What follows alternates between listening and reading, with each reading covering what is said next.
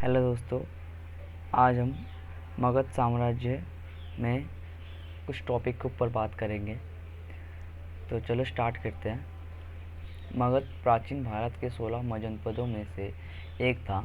यह आधुनिक बिहार राज्यों के पटना और गया जिलों में फैला हुआ था, यानी पटना के अलावा बहुत सारे ज़िले में फैले हुए थे।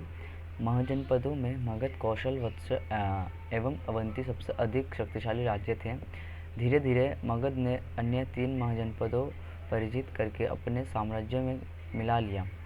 उन्होंने महाजनपद ऐसी देश थी, ऐसे राज्य साम्राज्य थी। धीरे धीरे उन्होंने 3 देश को भी अपने पास ले लिया। इसकी राजधानी जो है राजगीर थी। ओके, ये बहुत इम्पोर्टेंट है। इसकी जो राजधानी थी राजगीर थी।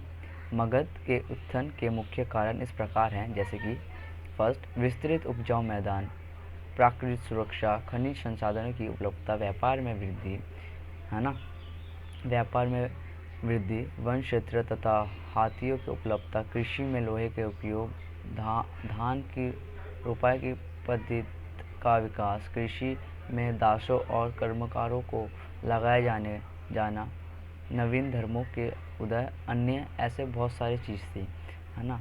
इस दौरान कृषि में लोहे के औजार उपयोग किए जाने से मगध में कृषि उत्पादन में काफ़ी वृद्धि हुई। साथ ही साथ कृषि ने नई पद्धतियों का विकास आवश्यकता से भी अधिक होने लगा। मगध में शिल्प और उद्योग धंधों की विकास हुआ और वाणिज्य, व्यापार एवं मुद्रित अर्थव्यवस्था का विकास हुआ। वैदिक साहित्य में 6वीं शताब्दी यानी 6th सेंचुरी ईसा पूर्व के दौरान के मगध साम्राज्य का उल्लेख मिलता है। 6वीं शताब्दी यानी 6th सेंचुरी ईसा पूर्व में द्वितीय यानी सेकंड नगरीकरण भी शुरू हुआ है, जिससे राज्य निर्माण की प्रक्रिया को बल मिला। मगध साम्राज्य काल के बर्तनों से अनुमान लगाया जाता है कि इस दौरान नगर व्यवस्था अस्तित्व में थी। इन मिट्टी के बर्तनों को ठोस आर्थिक और सामाजिक आधार पर प्राप्त हुआ तथा करारोपण प्रणाली स्थापित हो गई। मगध साम्राज्य का सर्वप्रथम उल्लेख अर्थव्यवस्था में किया गया है। बाद में गुप्त और मौर्य साम्राज्य के उत्थान भी मगध में हुआ था। मगध में गणतांत्रिक व्यवस्था अस्तित्व में थी। इस दौरान ग्राम के प्रधान ग्रामक कहलाता था। वह न्यायिक, सैन्य तथा कार्यकारी कार्य करता था। इस दौरान धर्म, विज्ञान, ज्योतिषी और दर्शन का अत्यधिक विकास हुआ। हर्यवंश यानी कुछ नाम है ऐसे मैं बताना चाहूँगा आपको। हर्यक वंश 544 to 412 ईसा पूर्व, बिमतारियो 544 452 ईसा पूर्व, ऐसे अन्य बहुत सारे नाम थे। नंद वंश के दौरान मगध साम्राज्य पूर्व में बंगाल से लेकर पश्चिम में पंजाब से विंध्य पर्वत श्रृंखला तक फैला हुआ था। महाजनपद ने शिशुनाग वंश के अंतिम शासक महानदीनों की हत्या करके नंद वंश की नींव रखी। बौद्ध ग्रंथ महाबोधिवंश में इस उग्रसेन तथा पुराणों में सर्वशस्त्रन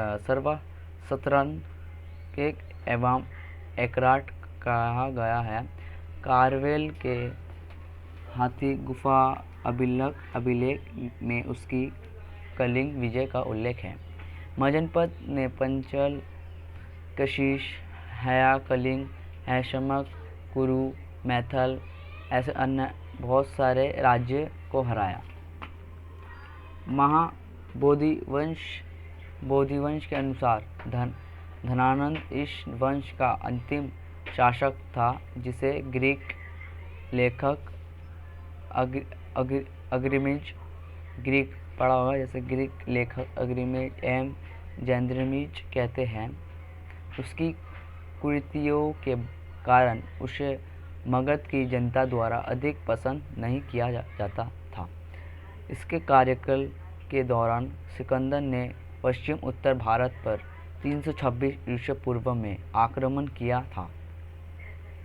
इस दौरान कृषि उत्पादन में काफ़ी वृद्धि हुई, यानी बहुत लॉस हुआ। इस दौरान कृषि उत्पादन काफ़ी वृद्धि हुई। इस काल में खेती के लिए लोहे के बने उपकरणों का उपयोग प्रवण हुआ तथा वृद्धि मीन्स मैंने लॉस बोल दिया, वृद्धि मीन्स प्रॉफिट हुआ। ओके, तथा कृषि की नई पद्धतियों का विकास भी इस काल में हुआ। इस दौरान वास की भूमि और कृषि भूमि को अलग अलग किया गया। भूमि माप की इकाई निर्वतन कहलाती थी। छठी शताब्दी ईसा पूर्व में व्यवसायियों ने अपने अपने संगठन बना लिया, जिसे श्रेणी कहा जाता था। श्रेणी एक ही कार्य करने वाले लोगों का समूह था, जिसका प्रमुख सृष्टिन अथवा ज्योतिषिक कहलाता था। संभवतः इस काल में विनिमय के लिए सिक्कों का उपयोग किया जाना आरंभ हुआ। ये सिक्के सोने और चांदी से बने थे। इस काल से सिक्के आहट सिक्के थे। इस दौरान व्यापारिक गतिविधियों में भी वृद्धि हुई। व्यापार की वृद्धि के लिए पांड्य सिद्धि संस्कार किया जाता था। छठी शताब्दी ईसा पूर्व में गंगा यमुना दोआब एवं बिहार के आसपास के क्षेत्रों में द्वितीय नागरिक क्रांति हुई। प्रारंभिक बौद्ध शैली में बुद्ध के समय के 6 प्रसिद्ध नगरों का उल्लेख मिलता है। So thank you for watching this video.